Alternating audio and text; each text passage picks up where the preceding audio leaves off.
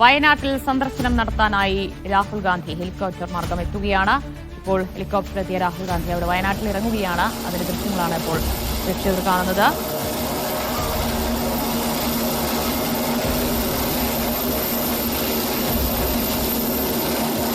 വയനാട്ടിൽ കുറച്ചുനാളായി തുടരുന്ന ശക്തമായ കോൺഗ്രസിനകത്ത് തുടർന്നു വരുന്ന വിവാദങ്ങൾക്കിടയിലും അതുപോലെ തന്നെ തർക്കങ്ങൾക്കിടയിലുമൊക്കെയാണ് രാഹുൽ ഗാന്ധി എത്തുന്നത്.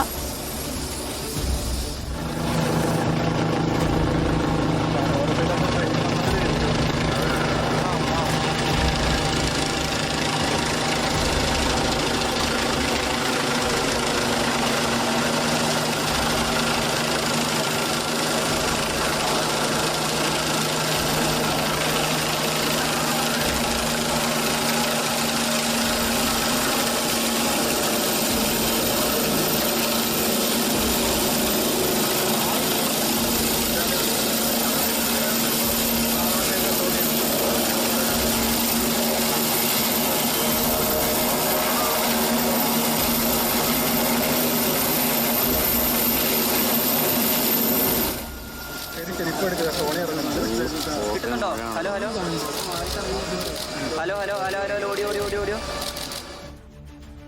ശരി ശരി ശരി ശരി.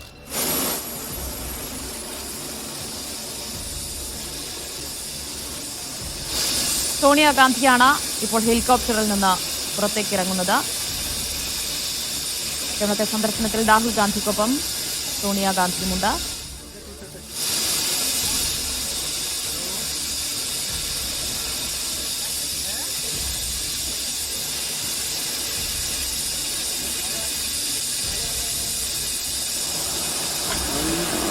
കെ.സി. വേണുഗോപാൽ ഉൾപ്പെടെയുള്ള മുതിർന്ന നേതാക്കളാണ് ഇപ്പോൾ സോണിയാഗാന്ധിയെയും രാഹുൽ ഗാന്ധിയെയും സ്വീകരിക്കുന്നത്.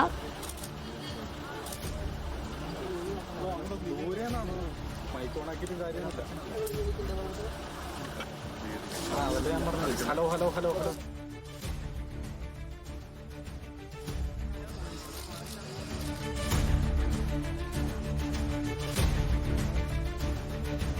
KPCC അധ്യക്ഷൻ സണ്ണി ജോസഫ് ഉൾപ്പെടെയുള്ള നേതാക്കൾ അവരെ സ്വീകരിക്കാനായി അവിടെ എത്തിച്ചേർന്നിട്ടുണ്ട്. മാലയിട്ടുകൊണ്ട് രാഹുൽ ഗാന്ധിയെ ഒപ്പം സോണിയാഗാന്ധിയെ അവർ സ്വീകരിക്കുകയാണ്.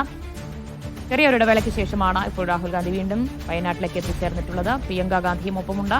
വയനാടിന്റെ MP പ്രിയങ്ക ഗാന്ധിയും കൂടെയുള്ളത് നമുക്ക് ദൃശ്യങ്ങളിൽ കാണാൻ കഴിയും. അല്പസമയം മുൻപാണ് ഇവർ 3 പേരും ഹെലികോപ്റ്ററിൽ വന്നിറങ്ങിയത്.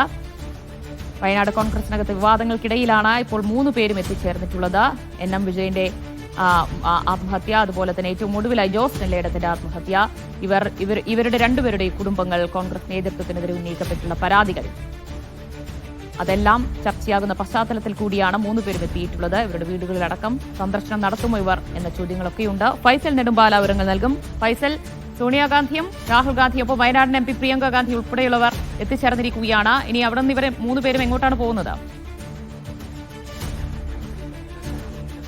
ദിവ്യ, നിലവിൽ സ്വകാര്യ സന്ദർശനത്തിന് വേണ്ടിയാണ് ഇരുവരും വയനാട്ടിലെത്തിയിരിക്കുന്നത്. കഴിഞ്ഞ ഒരാഴ്ച കാലമായി പ്രിയങ്ക ഗാന്ധി വയനാട് മണ്ഡലത്തിൽ വിവിധ പരിപാടികളിൽ പങ്കെടുക്കുന്നുണ്ട്. ഇവരുടെ ഇന്ന് മറ്റ് പൊതുപരിപാടികളൊന്നും തന്നെ ചാർട്ട് ചെയ്തിട്ടില്ല എന്നുള്ളതാണ് ഏറ്റവും വലിയ പ്രത്യേകത. അത് മാത്രമല്ല, വയനാടിന്റെ പ്രത്യേക ഒരു സാഹചര്യം നമുക്കറിയാം. കഴിഞ്ഞ കുറേ നാളുകളായി വയനാടിന്റെ ഗ്രൂപ്പ് പോരുമായി ബന്ധപ്പെട്ടുകൊണ്ടുള്ള വിഷയങ്ങൾ നിലനിൽക്കുന്നുണ്ട്. ആത്മഹത്യ പരമ്പരയെ തുടർന്നുള്ള പ്രശ്നങ്ങൾ, CPM ഉന്നയിച്ച വിവിധ വിഷയങ്ങളൊക്കെ തന്നെ നിലനിൽക്കുന്നതിനിടയിലാണ് സോണിയാഗാന്ധിയും രാഹുൽ ഗാന്ധിയും പ്രിയങ്ക ഗാന്ധിയും എല്ലാം വയനാട്ടിലുണ്ട്. അത് മാത്രമല്ല, KPCC പ്രസിഡന്റ് സണ്ണി ജോസഫ് ഉൾപ്പെടെയുള്ള നേതാക്കൾ, KC വേണുഗോപാൽ ഉണ്ട്, വയനാട്ടിലെ വിവിധ MLA-മാരൊക്കെ തന്നെ ഇവിടെ ഉണ്ട്. അപ്പോൾ വലിയ ഒരു ഷാഫി പറമ്പിൽ ഉൾപ്പെടെയുള്ള ആളുകൾ ഇവിടെയുണ്ട്. വലിയ ഒരു രാഷ്ട്രീയ പ്രതിസന്ധി കോൺഗ്രസിൽ വയനാട്ടിൽ നേരിടുന്നതിനിടയ്ക്കാണ് മുഴുവൻ നേതാക്കന്മാരും ഇന്ന് വയനാട്ടിലെത്തിയിരിക്കുന്നത്. ഇതിൽ ഏറ്റവും നമ്മൾ എടുത്തു പറയേണ്ട ഒരു കാര്യം, പൊതുപരിപാടികളൊന്നും തന്നെ കോൺഗ്രസ് ഇതുമായി ബന്ധപ്പെട്ടുകൊണ്ട് ചാർട്ട് ചെയ്തിട്ടില്ല, അല്ലെങ്കിൽ അത്തരത്തിലുള്ള പരിപാടികളൊന്നും തന്നെ വയനാട്ടിൽ നടക്കുന്നില്ല എന്നുള്ളത് എടുത്തു പറയേണ്ട ഒരു കാര്യമാണ്. 2 ദിവസത്തെ